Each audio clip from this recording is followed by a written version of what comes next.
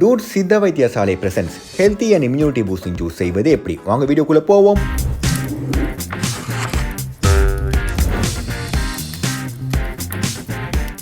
இவைதான் தேவையான மூலிகை சாமான்கள். இவைகளை அமேசான் காடுகளில் தேடாமல் உங்கள் வீட்டு மொட்டை மாடி, தோட்டம் மற்றும் கிச்சனிலே கிடைக்கும். முதலில் ஒரு மிக்சியை எடுத்துக்கொண்டு இஞ்சி, கற்பூரவள்ளி, துளசி மற்றும் வெத்தலையை சேர்க்க வேண்டும். வெத்தலையை போட்டேண்டி மத்ததையும் சேர்த்தேண்டி, ஹெல்த் கொஞ்சம் ஏற இல்ல சக்தி கொஞ்சம் ஏறுதடி.